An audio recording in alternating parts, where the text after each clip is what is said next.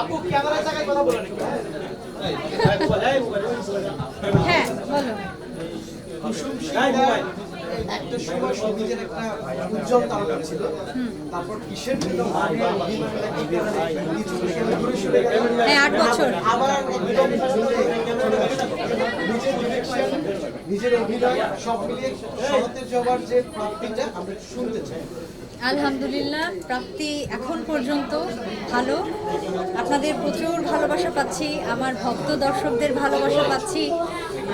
আসলে কাজ তো আমরা নিজেদের জন্য করি না যে নিজে ঘরে বসে দেখবো, তা না, আপনাদের জন্য করি, দর্শকদের জন্য করি।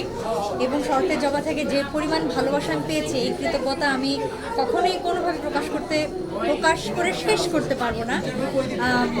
তো আলহামদুলিল্লাহ এখন পর্যন্ত খুব ভালো, এবং শরতের জবার জন্য এই পুরস্কারটি পেলাম পরিচালক হিসেবে প্রথমবার, গ্লোবাল স্টার অ্যাওয়ার্ড। ভীষণ ভালো লাগছে। পুরস্কার মানেই তো শক্তিপূর্ণ নয়, সেই জায়গা থেকে শরতের জবার পরে আসলে নতুন কোনো ভাবনা আছে?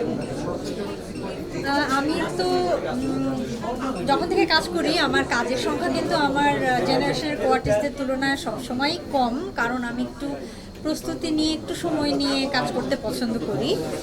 সুতরাং এখনও আমি শরতের জবা নিয়েই আসলে বেশ কিছুটা ব্যস্ত আছি। যেমন ঢাকা ইন্টারন্যাশনাল ফিল্ম ফেস্টিভ্যালে প্যানোরামা সেকশনে শরতের জবা অফিসিয়ালি সিলেক্টেড হয়েছে।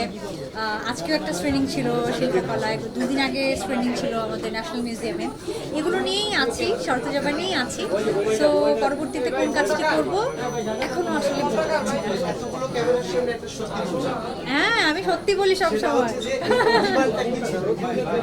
না, অভিমান একদম ছিল না, এটা ভুল। কারণ হচ্ছে আমি কাজ করা ছেড়েছি আসলে 2018-তে, একদমই যখন আমি শঙ্খচিলের জন্য জাতীয় চলচ্চিত্র পুরস্কার পাই শ্রেষ্ঠ অভিনেত্রী হিসেবে।